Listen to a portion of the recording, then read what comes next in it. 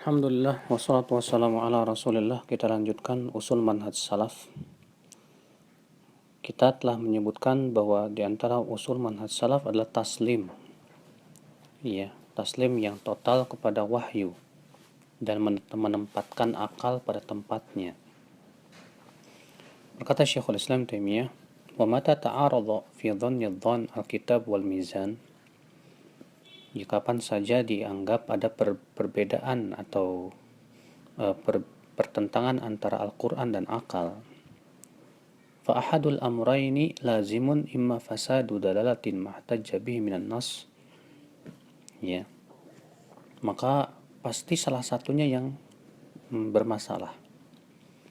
Bisa jadi karena tata cara pemahaman terhadap nasnya yang tidak benar, sehingga akhirnya dikira bahwa ayat itu bertabrakan dengan akal.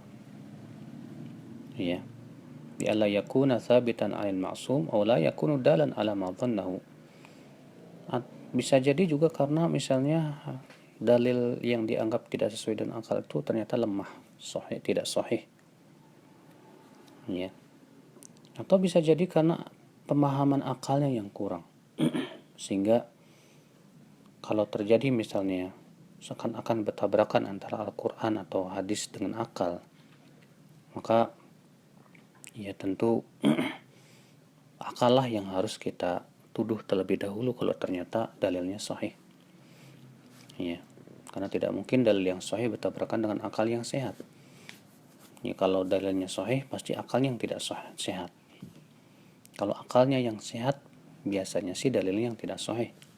Akan tetapi kalau ternyata jelas-jelas dalilnya yang sahih, maka akalnya yang harus dituduh terlebih dahulu. Maka kata beliau, ia berkata, naqlun sahihun sarihun yu'arad bi'aqlin ghairi sahih. Dalil yang sahih dan sharih, ya, ketika bertabrakan dengan akal yang tidak sahih, maka pada waktu itu pasti akan terjadi pertentangan. Kenapa? Karena yang tidak sahihnya adalah akalnya itu. Faman ihtajja bil aqli مثلا في إنكار الصفات مدعيا أن في إثباتها قول بتعدد القدماء. Maka kalau ada orang yang berhujah dengan akalnya untuk mengingkari sifat-sifat Allah, ini seperti mendengar, melihat, berbicara, dengan klaim katanya kalau Allah punya sifat, berarti ya Allah banyak, maka ini jelas akalnya yang tidak sehat. Ya, kenapa? Karena secara akal sehat manusia saja satu badannya tapi sifatnya banyak, maka itu ya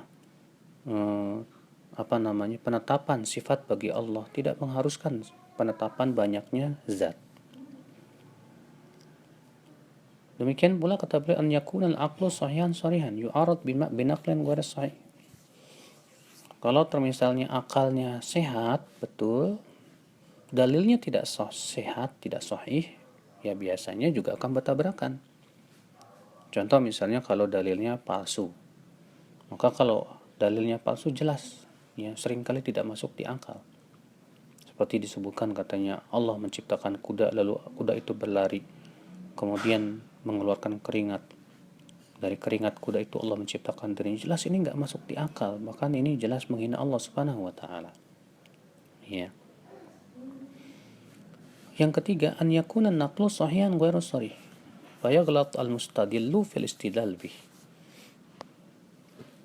Dalilnya sahih, tapi ya tidak sharih, tidak tegas, tidak gamblang. Akhirnya orang yang berdalil itu salah dalam memahami dalil tersebut, sehingga gara-gara itu dikira akan ada terjadi pertentangan, ya, sehingga pada waktu itu dia menganggap berarti ini bertabrakan. Ya, Allahu a'lam. Dan kita akan lanjutkan pada Senin yang akan datang insyaallah.